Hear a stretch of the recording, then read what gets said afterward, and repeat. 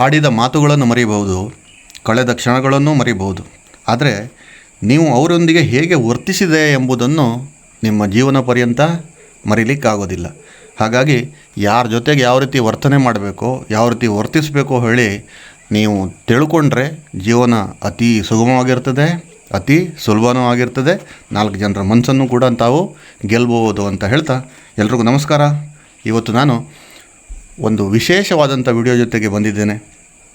ಕಾರಣಾಂತರಗಳಿಂದ ನಮ್ಮ ವಿಡಿಯೋಗಳು ಬರಲಿಕ್ಕೆ ಲೇಟ್ ಆಯಿತು, ಕ್ಷಮೆ ಇರಲಿ. ಇವತ್ತು ನಾನು ಸುಮಾರು ನಮ್ಮ ಚಾನೆಲಲ್ಲಿ 500ರಿಂದ 1000 ಕಾಮೆಂಟನ್ನು ಓದಿದ್ದೇನೆ. ಏನಪ್ಪ ಅಂತಂದರೆ, ಈ ಮಕರ ರಾಶಿಯವರು ಒಂದು ಮಾತನ್ನು ಕೇಳ್ತಾರೆ, ಶನಿ ಬಿಟ್ಟು ಹೋದರೂ ಕೂಡ ಕಷ್ಟ ನಿಂತಿಲ್ವಲ್ಲ ಸ್ವಾಮಿ ಅಂದ್ಕೊಂಡು. ಇದ್ರ ಬಗ್ಗೆ ನಿಮಗೆ ನಾನು ಕುಲಂಕುಷವಾಗಿ ತಿಳಿಸ್ತೇನೆ. ಇದ್ರ ಬಗ್ಗೆ ಯಾವುದೇ ನಿಮಗೆ ಒಂದು ಡೌಟ್ ಇದ್ದರೂ ಕೂಡ ಆ ಡೌಟನ್ನು ಪರಿಹಾರ ಮಾಡುವಂಥದ್ದಾಗಿರಲಿ, ಆ ಡೌಟಿಗೆ ಒಂದು ಉತ್ತರ ಕೊಡುವಂಥದ್ದಾಗಲಿ ನಾನು ನಿಮಗೆ ಮಾಡಬೇಕು ಅಂತ ಈ ವಿಡಿಯೋ ಮಾಡ್ತಿರುವಂಥದ್ದು. ನಿಮ್ಮ ರಾಷ್ಟ್ರಾಧಿಪತಿ ಬಂದುಬಿಟ್ಟು ಶನಿ ಮಹಾತ್ಮ, ಅದು ಗೊತ್ತಿರುವಂಥ ವಿಚಾರ ನಿಮಗೆ. ಇಲ್ಲಿ ಶನಿ ಬಿಟ್ಟೋದ್ರೂ ಕೂಡ ನಿಮ್ಗೆ ಇನ್ನೂ ಏಳಿಗೆ ಆಗಲಿಲ್ಲ, ಅಥವಾ ಯಾವುದೇ ಒಂದು ಡೆವಲಪ್ಮೆಂಟ್ ಕಾಣ್ತಾ ಇಲ್ಲ, ಇರೋ ಕಷ್ಟಗಳೇ ಜಾಸ್ತಿ ಹೇಳುವಂಥದ್ದು ನಿಮಗೆ ಒಂದು ಮಂದಟ್ಟಾಗಿರುವಂಥದ್ದು, ಅಥವಾ ನೀವು ಅದನ್ನು ಆ ಪ್ರಾಬ್ಲಮ್ಗಳನ್ನು ಫೇಸ್ ಮಾಡ್ತಾ ಇರುವಂಥದ್ದು ಸದ್ಯದಲ್ಲಿ. ಮೊದಲನೆಯದಾಗಿ ನಿಮ್ಗೆ ಹೇಳಬೇಕು ಅಂತಂದರೆ, ಶನಿ ಮಹಾತ್ಮ ಬಂದುಬಿಟ್ಟು ಒಂದು ಮಂದ ಗ್ರಹ. ಯಾಕಂತಂದರೆ ಸ್ವಲ್ಪ ನಿಧಾನ. ಬೇರೆ ಗ್ರಹಗಳಿಗೆ ನಾವು ಹೋಲಿಸಿದರೆ ಶನಿ ಗ್ರಹ ಬಂದುಬಿಟ್ಟು ಮಂದ ಗ್ರಹ. ಅದರ ಬದಲಾವಣೆ ಆದರೂ ಕೂಡ ಅದರ ಎಫೆಕ್ಟ್ ಆಗಲಿಕ್ಕೆ ನಿಮಗೆ ತುಂಬ ದಿನ ಹೋಗುವಂಥದ್ದು ಒಂದು. ಅದಕ್ಕಿಂತ ಮುಂಚಿತವಾಗಿ ನಿಮ್ಗೆ ಹೇಳಬೇಕು ಅಂತಂದರೆ, ಈಗ ಸಾಡೆ ಸಾತಿ ಇದ್ದಾಗ ನೀವೇನೆಲ್ಲ ಸಾಲ ಮಾಡ್ಕೊಂಡಿದ್ರಿ, ಅಥವಾ ನೀವು ಏನೆಲ್ಲ ಕಮಿಟ್ಮೆಂಟ್ ಇಟ್ಕೊಂಡಿದ್ರಿ, ಎಷ್ಟೆಲ್ಲ EMI ಇಟ್ಕೊಂಡಿದ್ರಿ, ಅಥವಾ ಯಾವ್ಯಾವ ರೀತಿಯಾದಂಥ ಒಂದು ಕಮಿಟ್ಮೆಂಟಲ್ಲಿ ನೀವು ಒಳಗಾಗಿದ್ರಿ ಹೇಳುವಂಥದ್ದು ಒಂದು ಮಾತು ಬರ್ತದೆ. ಇದು ಬರೀ ನಾನು ಹೇಳ್ತಾ ಇರುವಂಥದ್ದು ಜ್ಯೋತಿಷ್ಯದ ಮೇಲೆ ನಾನು ಹೇಳ್ತಾ ಇಲ್ಲ, ಜನರಲ್ಲಾಗೂ ಕೂಡ ಹೇಳ್ತಾ ಇದ್ದೇನೆ. ಒಂದು ಎಜುಕೇಟೆಡು ಕೂಡ ಆಗಿರ್ತದೆ ಇದು, ಅಥವಾ ಎಜುಕೇಷ್ನಲ್ ಪರ್ಪಸ್ಸು ಕೂಡ ಹೇಳುವಂಥದ್ದು ಜನರಲ್ಲಾಗಿ. ಮೊದಲನೇದಾಗಿ ಶನಿ ಗ್ರಹ ಹೇಳುವಂಥದ್ದು ಮಂದ ಗ್ರಹ, ನಿಧಾನ. ಅದರಲ್ಲೂ ಬೇರೆ ನಿಮಗೆ ಈ ಸಾಡೆ ಸಾತಿ ಸಂದರ್ಭದಲ್ಲಿ ನೀವು ಏನೇ ಮಾಡೋಕ್ಕೋದ್ರೂ ಕೂಡ ನಿಮಗೆ ಅದರಲ್ಲಿ ಒಂದು ರಿಸಲ್ಟ್ ಹೇಳುವಂಥದ್ದು ಸಿಕ್ಕಿರಲಿಲ್ಲ, ಫಲಿತಾಂಶ ಹೇಳುವಂಥದ್ದು ಸಿಕ್ಕಿರಲಿಲ್ಲ. ಹಾಗಾಗಿ ಅದು ನಿಧಾನವಾಗೇ ನಿಮ್ಮ ಕಾರ್ಯಗಳನ್ನೆಲ್ಲ ನಡೀತಾ ಇತ್ತು. ಈಗ ನೋಡಿ, ನಿಮ್ಗೊಂದು ಮಾತು ಹೇಳಬೇಕು ಅಂತಂದರೆ, ಇವತ್ತು ತೆಗೆದ ಬಾವಿಗೆ ಇವತ್ತೇ ನೀರು ಬರೋದಿಲ್ಲ ಅಲ್ವಾ. ಈಗ ಶನಿ ಗ್ರಹ ಮಂದಗ್ರಹ ಆಗಿರೋದ್ರಿಂದ ಸಾಡೆ ಸಾತಿನೂ ಕಂಪ್ಲೀಟ್ ಆಯಿತು. ಶನಿ ನಿಮಗೆ ಒಂದು ಕರ್ಮಸ್ಥಾನದಲ್ಲಿ ಕೂತ್ಕೊಂಡಿರುವಂಥದ್ದು, ರಾಹು ಗ್ರಹ ಬಂದುಬಿಟ್ಟು ಒಂದು ಧನಸ್ಥಾನದಲ್ಲಿ ಕೂತ್ಕೊಂಡಿರುವಂಥದ್ದು, ಅದು ತುಂಬ ವಿಶೇಷವಾಗಿರುವಂಥದ್ದು. ಆದರೆ ಇದ್ರ ಫಲಿತಾಂಶ ನಿಮಗೆ ಬರಬೇಕು ಅಂತಂದರೆ ಕನಿಷ್ಠ ಪಕ್ಷ ಅಟ್ಲೀಸ್ಟ್ ಒಂದು 90 ದಿನ ಆದರೂ ಬೇಕೇ ಬೇಕಾಗ್ತದೆ. ಅದಕ್ಕೆ ನಾನು ಹೇಳಿರೋದು ನಿಮಗೆ, ಇವತ್ತು ತೆಗೆದ ಬಾವಿಗೆ ಇವತ್ತೇ ನೀರು ಬರೋದಿಲ್ಲ ಅಂದ್ಕೊಂಡು. ಮತ್ತು ಇನ್ನೊಂದೇನು ಕೇಳಿದರೆ, ಈಗ ನಿನ್ನೆ ದಿನ ನಿಮಗೆ ಸಾಡೆ ಸಾತಿ ಇತ್ತು, ಒಂದು 10 ಲಕ್ಷ ರೂಪಾಯಿ ನೀವು ಲೋನ್ ಮಾಡ್ಕೊಂಡ್ಬಿಟ್ಟಿದ್ರಿ, ಯಾವುದೋ ಒಂದು ನಿಮ್ಮ ಪರ್ಸ್ನಲ್ ಯೂಸ್ಗೋ ಅಥವಾ ಯಾವುದೋ ಒಂದು ಪ್ರಾಬ್ಲಮಲ್ಲಿ. ಸಾಡೆ ಸಾತಿ ಇವತ್ತು ಕಳೀತು ಅಂತಂದು ಕೂಡಲೇ ಅದೇನು 10 ಲಕ್ಷ ಬಂದುಬಿಡುತ್ತಾ? ಹಾಗೇ ಇಲ್ವಲ್ಲ. ಅದು ನಿಮ್ಮ ಕಮಿಟ್ಮೆಂಟ್ ಆಗಿರ್ತದೆ. ಅದನ್ನು ಏನು ಮಾಡಬೇಕು, ನೀವು ದುಡಿಬೇಕು ಅಂತಂದಾಗ ಈ ಶನಿ ಗ್ರಹ ಏನಾಗಿರ್ತದೆ, ಮಂದಗ್ರಹ ಆಗಿರೋದ್ರಿಂದ ಒಂದು ಸ್ವಲ್ಪ ನಿಮ್ಮ ಏಳಿಗೆ ಆಗಿರಲಿ, ಸ್ವಲ್ಪ ಇನ್ಕಮ್ ಆಗಲಿ ಬರುವಂಥದ್ದು ಸ್ವಲ್ಪ ಡಿಲೇ ಆಗ್ತಾ ಹೋಗ್ತದೆ, ಅಂದರೆ ತಡ ಆಗ್ತಾ ಹೋಗ್ತದೆ. ಹಾಗಾಗಿ ಆದಷ್ಟು ನೀವು ತಾಳ್ಮೆಯಿಂದ ಮುಂದುವರೆದ್ರೆ ಈಗ ಬರುವಂಥ ದಿನಗಳಲ್ಲಿ ನಿಮ್ಮ ಯೋಗ ಬದಲಾವಣೆ ಆಗುವಂಥದ್ದು. ಶನಿಗ್ರಹ ಮಂದಗ್ರಹ ಒಂದು, ಅದಾಗಿದ್ದ ಮೇಲೆ ಶನಿಗ್ರಹದಿಂದ ಬರುವಂಥ ಫಲಿತಾಂಶ ಕೂಡ ಸ್ವಲ್ಪ ತಡವಾಗಿ ಬರುವಂಥದ್ದು. ಅದೇ ರೀತಿಯಾಗಿ ತಡವಾಗಿ ಬಂದಿರುವಂಥದ್ದು ಗಟ್ಟಿಯಾಗಿ ನೆಲೆಯೂರುವಂಥದ್ದು, ಅದು ನೆನ್ಪಿಟ್ಕೊಳ್ಳಿ ತಾವು.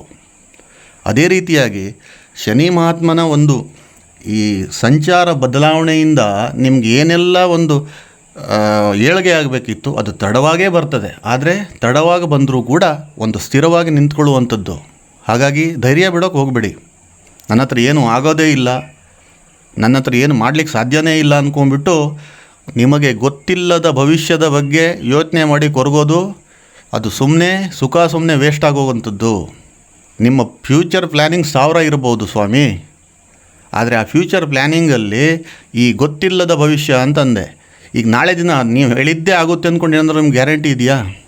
ಇಲ್ವಲ್ಲ. ಆ ಭಗವಂತ ಏನು ಬರೆದಿದ್ದಾನೋ ಅದನ್ನೇ ನಡ್ಕೊಂಡು ಹೋಗುತ್ತೆ.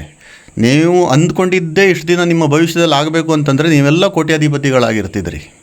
ಹಾಗಂತ ಮಕರ ರಾಶಿಯವರು ಎಲ್ಲರೂ ಕೂಡ ಬಡವರಿಲ್ಲ, ಅಥವಾ ಎಲ್ಲರೂ ಕೂಡ ಕೋಟ್ಯಾಧೀಶ್ವರರಿಲ್ಲ. ನಾವು ಸಂಪಾದನೆ ಮಾಡಿಬಿಟ್ಟು ನಮ್ಮ ಸ್ವಂತ ಪರಿಶ್ರಮದ ಮೇಲೆ ನೀವು ಹೆಜ್ಜೆ ಇಟ್ಟು ಈ ಸಾಹಸಭರಿತವಾದಂತಹ ಕಷ್ಟ ಕಾರ್ಯಗಳನ್ನು ನೀವು ಮಾಡಿ ಮುಂದೆ ಬರುವಂಥದ್ದು ಈ ಮಕರ ರಾಶಿಯವರಿಗೆ ಬರೆದಿಟ್ಕೋಬೇಕು. ನೀವು ಕಷ್ಟ ಬೆಳೆದೇ ನಿಮ್ಮ ಹತ್ರ ಏನು ಮಾಡಲಿಕ್ಕೂ ಸಾಧ್ಯ ಇಲ್ಲ. ಬೇರೆ ರಾಶಿಯವರಿಗೂ ಕೇಳ್ಬೋದು ನೀವು, ಬೇರೆ ರಾಶಿಯವರೆಲ್ಲ ಬಂದುಬಿಟ್ರಲ್ಲ ಅಂದ್ಕೊಂಡು. ಅವರವರ ಹಣೆ ಬರಹ ಅದು, ಅವರವರ ಅದೃಷ್ಟ ಅದು.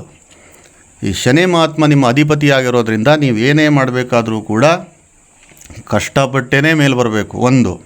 ಅದೇ ರೀತಿಯಾಗಿ ಈ ಮಕರ ರಾಶಿ ವ್ಯಕ್ತಿಗಳು ಏನೇ ಒಂದು ಕಷ್ಟಪಟ್ಟು ಕೆಲಸ ಮಾಡ್ತಿರ್ಬೇಕಾದ್ರೂ ಕೂಡ ನಿಮ್ಮ ಇಷ್ಟ ಅದರಲ್ಲಿ ಇದ್ದೇ ಇರ್ತದೆ. ಅದರಲ್ಲೊಂದು ಪರ್ಫೆಕ್ಷನಿಸ್ಟ್ ಅಂದ್ಕೊಂಡು ಹೇಳುವಂಥದ್ದು ಈ ಮಕರ ರಾಶಿಯವರಿಗೆ ಹೇಳಿ ಮಾಡಿಸಿದಂಥ ವರ್ಡ್ ಇದು. ನೀವು ಏನೇ ಮಾಡಿದರೂ ಪರ್ಫೆಕ್ಟಾಗಿ ಮಾಡ್ತೀರಾ. ಅಸಡ್ಡೆಯಾಗಿ ಕೆಲಸ ಮಾಡುವಂಥದ್ದು ಗುಣ ನಿಮ್ಮಲ್ಲಿ ಇಲ್ಲ. ಏನೇ ಮಾಡಿದರೂ ಕೂಡ ಅದಕ್ಕೊಂದು ಶಿಸ್ತಿರಬೇಕು, ಒಂದು ಪ್ರೊಫೆಷ್ನಲ್ ಆಗಿರಬೇಕು. 4 ಜನ ನೋಡಿದರೂ ಕೂಡ ಶಬ್ಬಾಸ್ ಹೇಳುವಂಥದ್ದು ನಿಮ್ಮ ಮನೋಧರ್ಮವಾಗಿರುತ್ತದೆ. ಅದೇ ರೀತಿಯಾಗಿ ನೀವು ಕೆಲಸ ಕಾರ್ಯಗಳನ್ನು ಮಾಡೋರು. ಇಷ್ಟು ದಿನ ಈ 7.5 ಡಿಲೇ ಆಯಿತು ಅಲ್ವಾ? ಈಗ ನೀವು ಮಾಡ್ತಿರುವಂಥ ಕೆಲಸನೂ ಕೂಡ ಅಷ್ಟೇ ಕ್ಲೀನಾಗಿರ್ತದೆ, ಅಷ್ಟೇ ಪರ್ಫೆಕ್ಟಾಗಿರ್ತದೆ. ಅಂತಂದ ಮೇಲೆ ಈಗ ಬರುವಂಥ ರಿಸಲ್ಟು ಕೂಡ ಅಷ್ಟೇ ಪರ್ಫೆಕ್ಟಾಗಿರಬೇಕಲ್ವಾ? ಹಾಗಾಗಿ ನೀವು ಹೆದರುವಂಥದ್ದೇನು ಅವಶ್ಯಕತೆ ಇಲ್ಲ ಇಲ್ಲಿ. ಏನು 7.5 ವರ್ಷನೇ ಕಳೆದಿದ್ರಿ, ಇನ್ನೊಂದು 2 ತಿಂಗಳ ಕಳೀಲಿಕ್ಕೆ ಏನು ಮಾಡಬೇಕು ಹೇಳಿ? ಆದರೆ ಆ 2 ತಿಂಗಳನ್ನು ಕಳೆದಾಗಿದೆ ನಿಮಗೆ. ಈಗ ಬರುವಂಥ ಜೂನ್ 15ನೇ ತಾರೀಕು ನಂತರ ಏನಿದೆಯಲ್ಲ, ಆವಾಗಿಂದ ನಿಮಗೆ ರಿಸಲ್ಟ್ ಬರಲಿಕ್ಕೆ ಸ್ಟಾರ್ಟ್ ಆಗ್ತದೆ ಒಂದೊಂದಾಗಿ. ಈಗ ನೀವು ಯಾವುದಾದ್ರೂ ಒಂದು ಸ್ಕೂಲಿಗೆ ಸೇರಿದ ತಕ್ಷಣವೇ ನೀವು ಯಾವುದೋ ಒಂದು ಸೆಕೆಂಡ್ ಇಯರ್ಗೋ ಅಥವಾ BSc ಫಸ್ಟ್ ಇಯರ್ಗೋ ಹೋಗಿರೋದಿಲ್ಲ. LKGಯಿಂದನೇ ಹೋಗಬೇಕು. ಈ 15ನೇ ತಾರೀಕಿಂದ ನಿಮಗೆ LKG ರಿಸಲ್ಟ್ ಬರಲಿಕ್ಕೆ ಸ್ಟಾರ್ಟ್ ಆಗ್ತದೆ. ಅದೇ ನಿಮಗೆ ಜುಲೈ 8ನೇ ತಾರೀಕಿನ ನಂತರ ಇದೆಯಲ್ಲ, ಫೈನಲ್ ಇಯರ್ ರಿಸಲ್ಟ್ ಬರ್ತದೆ. ಆವಾಗ ನೀವು ಏನು ಹೇಳುವಂಥದ್ದು ಈ ಜಗತ್ತಿಗೆ ನೀವು ಪ್ರೂವ್ ಮಾಡ್ಬೋದು, ಈ ಸಮಾಜಕ್ಕೆ ನೀವು ಪ್ರೂವ್ ಮಾಡ್ಬೋದು, ನಿಮ್ಮ ಕುಟುಂಬದವ್ರ ಜೊತೆಗೆ ನೀವು ಪ್ರೂವ್ ಮಾಡ್ಕೋಬೋದು. ಅದರಲ್ಲೂ ಕೂಡ ಈ ಮಕರ ರಾಶಿಯವರಿಗೆ ಅತಿ ಹೆಚ್ಚಿನ ಅವಮಾನ ಆಗಿರೋದು ನಿಮ್ಮ ದಾಯವಾದಿಗಳಿಂದ ಮತ್ತು ನಿಮ್ಮ ಸ್ವಂತ ಕುಟುಂಬದವರಿಂದನೇ. ಇವನ ಹತ್ರ ಏನೂ ಆಗೋದಿಲ್ವೇನೋ ಹೇಳುವಂಥದ್ದು ಒಂದವರಿಗೆ ಮನದಟ್ಟಾಗಿದೆ. ಅದನ್ನೆಲ್ಲ ಮೆಟ್ಟಿ ನಿಂತು ಏನಾದರೂ ಸಾಧನೆ ಮಾಡಿ. ಹಾಗಂತ ನಂತರ ಏನೂ ಆಗೋದಿಲ್ಲ ಅಂದ್ಕೊಂಡ್ಬಿಟ್ಟು ಕೈ ಕಟ್ಕೊಂಡು ಕೂತ್ಕೊಳ್ಳೋಕೆ ಹೋಗಬೇಡಿ. ಮೊದಲೇ ಒಂದು ಸ್ವಲ್ಪ ಲೇಸಿಗಳು, ಆಲಸ್ಯತನ ಜಾಸ್ತಿ ಇರ್ತದೆ ಈ ಮಕರ ರಾಶಿಯವರಲ್ಲಿ. ಆ ಆಲಸ್ಯತನನ್ನು ಬಿಡಬೇಕು ಅಂತಂದರೆ ಬೆಳಗ್ಗೆ ಎದ್ದು ವಾಕಿಂಗ್ ಮಾಡಿರಿ, ಒಂದು ಸ್ವಲ್ಪ ಎಕ್ಸಸೈಸ್ ಮಾಡಿ, ಒಳ್ಳೊಳ್ಳೆ ಪುಸ್ತಕಗಳನ್ನು ಓದಿ.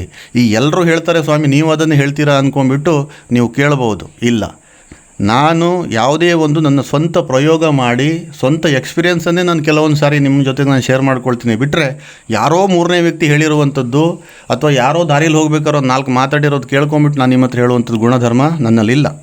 ಹಾಗಾಗಿ ಇದನ್ನು ಫಾಲೋ ಮಾಡಿ. ಮಾರ್ನಿಂಗ್ ವಾಕ್ ಮಾಡಿ, ಒಂದು ಸ್ವಲ್ಪ ಒಳ್ಳೆ ಸ್ನೇಹಿತರ ಜೊತೆಗೆ ಮಾತಾಡಿ ದಯವಿಟ್ಟು.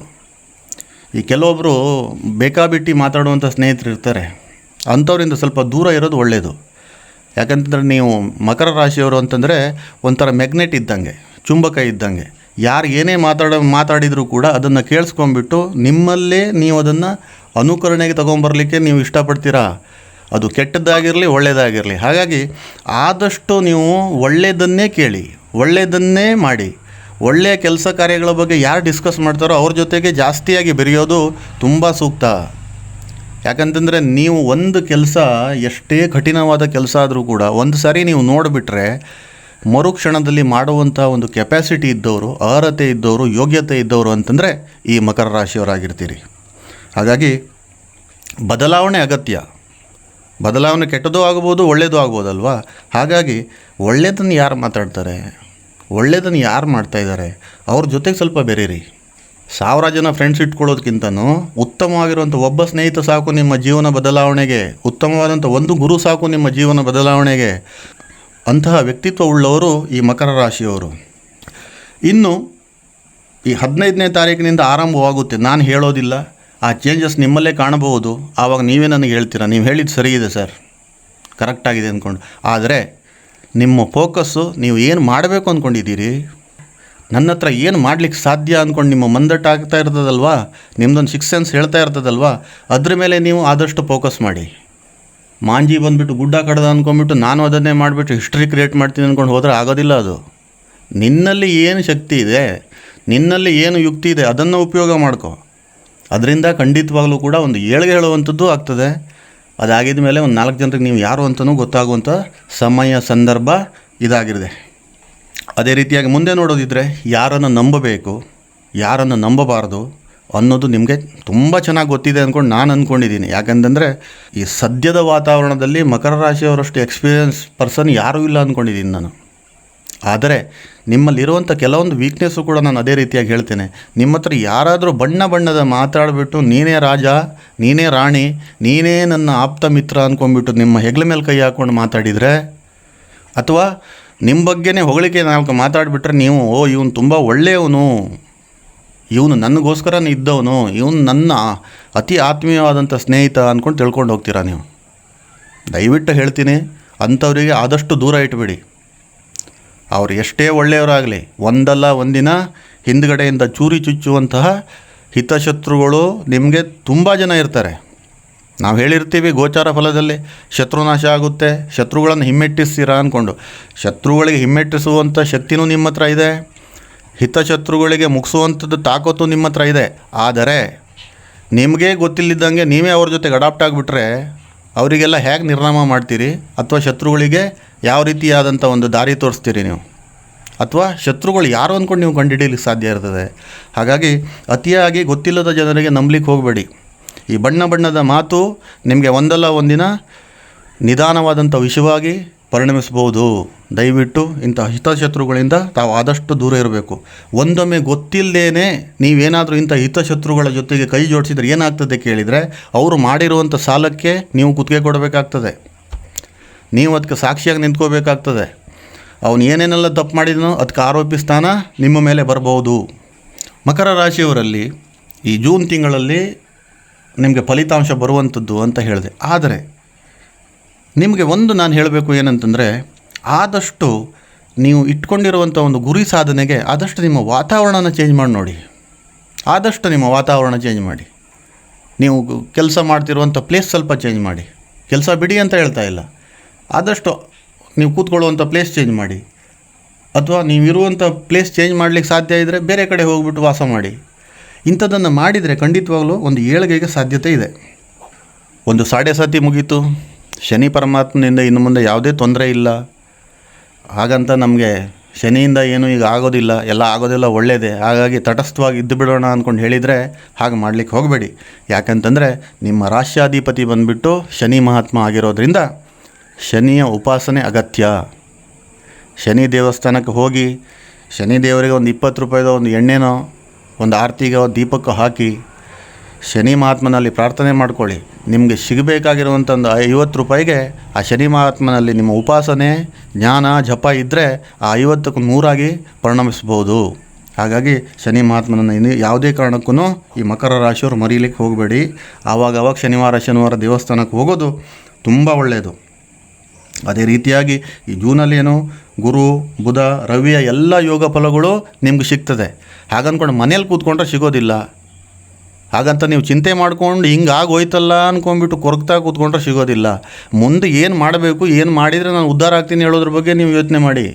ಅಷ್ಟೆಲ್ಲ ಕಳ್ಕೊಂಡ್ಬಿಟ್ಟೆ, ಅಷ್ಟೆಲ್ಲ ಸಾಲದಲ್ಲಿ ಬಿದ್ದೀನಿ ಅಂದ್ಕೊಂಡು ಅದನ್ನೇ ನೀವು ಇದು ಮಾಡೋಕ್ಕೆ ಹೋಗ್ಬಿಡಿ. ಆಗಿದ್ದಾಗೋಯ್ತು, ಇನ್ನು ನಾನು ತೀರಿಸ್ಬೇಕು, ನಾನು ತೀರಿಸ್ತೀನಿ ಹೇಳುವಂಥದ್ದು ಒಂದು ಪಣ ತೊಟ್ಟು ನೀವು ಯುದ್ಧ ಸಾರಿದರೆ ಖಂಡಿತವಾಗ್ಲೂ ಶತ್ರುಗಳ ಮೇಲೆ, ರಾಜರಿಗಳಿಗೆಲ್ಲ ಯಾವ ರೀತಿ ಜಯ ಇತ್ತೋ ಅದೇ ರೀತಿ ಜಯ ನಿಮ್ಮ ಬದುಕಲ್ಲಿ ಸಿಗ್ತದೆ. ದಯವಿಟ್ಟು ಹಳೆಯದನ್ನು ನೆನಪು ಮಾಡಿಕೊಂಡು ಮುಂದೆ ಬರುವಂಥ ಗೊತ್ತಿಲ್ಲದ ಭವಿಷ್ಯದ ಬಗ್ಗೆ ಕೊರ್ಗಿ ಸಾಯೋದಕ್ಕಿಂತನೂ ಪ್ರಸ್ತುತ ಏನು ನೀವು ಮಾಡಬೇಕು ಅದನ್ನು ಮಾಡ್ತಾ ಹೋಗಿ. ಫಲ ಪರಮಾತ್ಮ ಕೊಟ್ಟೇ ಕೊಡ್ತಾನೆ. ಕೊಡುವಂತಹ ಒಂದು ಸಮಯನೂ ಬಂದಾಗಿದೆ, ಸ್ಥಳನೂ ನಿಮ್ಗೆ ಸಿಕ್ಕಾಗಿದೆ, ಮತ್ತು ಆ ಶಕ್ತಿನೂ ಕೂಡ ನಿಮ್ಮಲ್ಲಿ ಬಂದಿದೆ. ಹಾಗಾಗಿ ಅದನ್ನೆಲ್ಲ ಉಪಯೋಗ ಮಾಡಿಕೊಂಡು ಈ ಸಾಡೆ ಸಾತಿ ಅದಾದಮೇಲೆ ನಿಮಗೆ ಆಗಿರುವಂಥ ನಷ್ಟ, ಕಷ್ಟ, ಕಣ್ಣೀರು ಅದನ್ನೆಲ್ಲ ದೂರಕ್ಕಿಟ್ಟು ಅದನ್ನೆಲ್ಲ ಮರೆತು ನೀವು ಮುಂದೆ ಒಂದು ಹೆಜ್ಜೆ ಇಡಿ. ಜೀವನ ತುಂಬ ಯಶಸ್ಸಿನತ್ತ ಹೋಗುತ್ತೆ. ಹಾಗಂತ ಯಾವುದೇ ರೀತಿಯಾದಂಥ ಒಂದು ಗೊತ್ತಿಲ್ಲದ ಜನರ ಸಹವಾಸ ಮಾಡೋಕ್ಕೆ ಹೋಗಬೇಡಿ. ದುಶ್ಚಟಗಳಿಗೆ ಮೊದಲನೇದಾಗಿ ಹೋಗೋಕ್ಕೆ ಹೋಗಬೇಡಿ.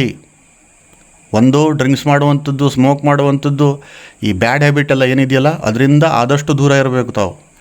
ಬ್ಯಾಡ್ ಹ್ಯಾಬಿಟ್ ಮಾಡೋರಿಗೆ ಏಳಿಗೆ ಇಲ್ಲ ಮಕರ ರಾಶಿಯವರಿಗೆ.